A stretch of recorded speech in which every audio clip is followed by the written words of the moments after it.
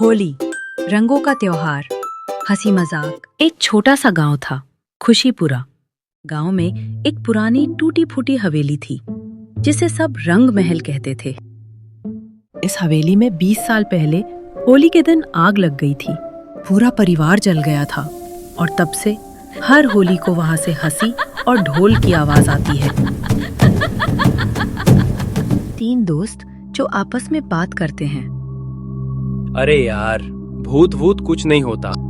पर सब मना कर रहे हैं, वहाँ मत जाओ। इसीलिए तो मजा आएगा। चलो इस बार होली रंग महल में मनाएंगे। रात को 11 बजे सब चुपके से हवेली को जाते हैं।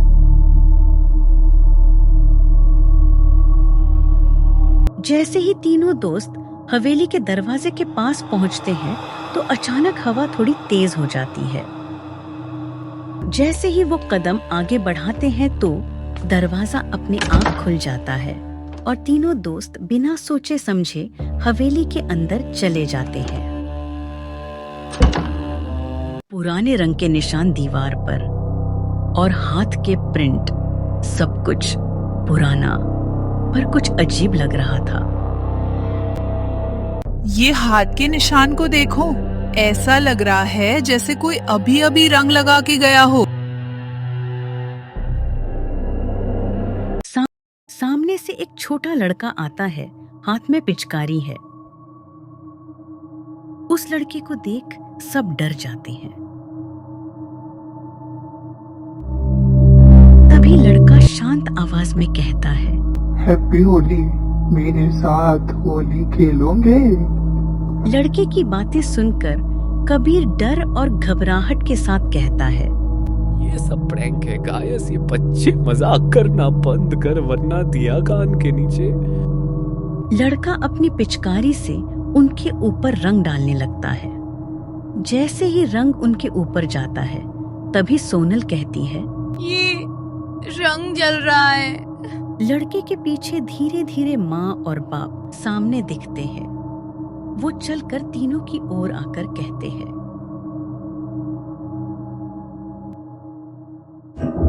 हमारी होली अधूरी रह गई थी।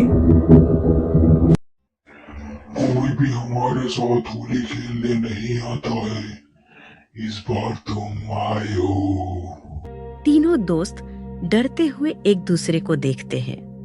उनको यकीन नहीं होता है कि इस हवेली में सच में भूतों का परिवार रहता है।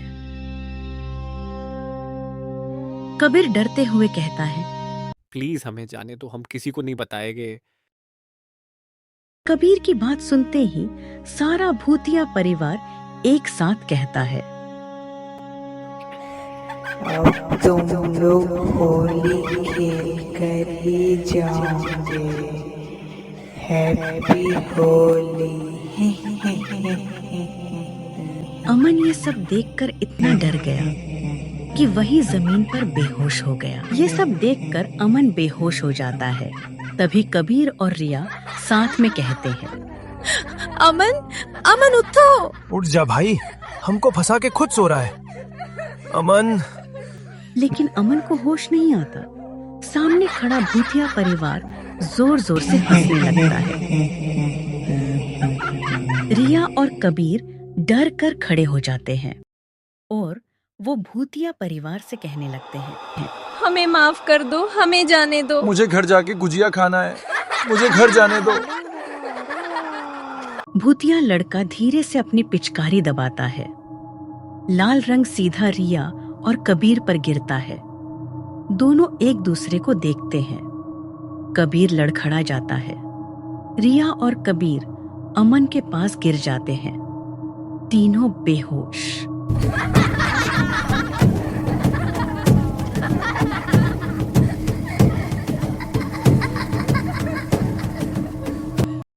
अगली सुबह सब कुछ बदल चुका था।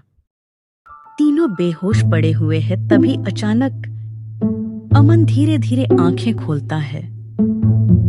1 मिनट, मैं जिंदा हूँ या मर गया? कबीर उसको देखकर बोलता है, पागल है क्या? अगर मर गया होता ना तो भूत बन के हमको डरा रहा होता। उठ जा भाई, रिया थोड़ी सीरियस होकर बोलती है। पर कल रात वो लड़का और उसका परिवार। तीनों इधर उधर देखते हैं। हवेली बिल्कुल खाली होती है, सिर्फ दीवार पर होली के रंग के हाथ के निशान बने होते हैं। जैसे ही वो बाहर जाने लगते हैं, रिया की नजर दीवार पर पड़ती है। रिया डर कर रुको, ये देखो। दीवार पर रंग से लिखा होता है, अगले साल फिर आओगे ना होली खेलने। रंग महल की होली कभी खत्म नहीं होती।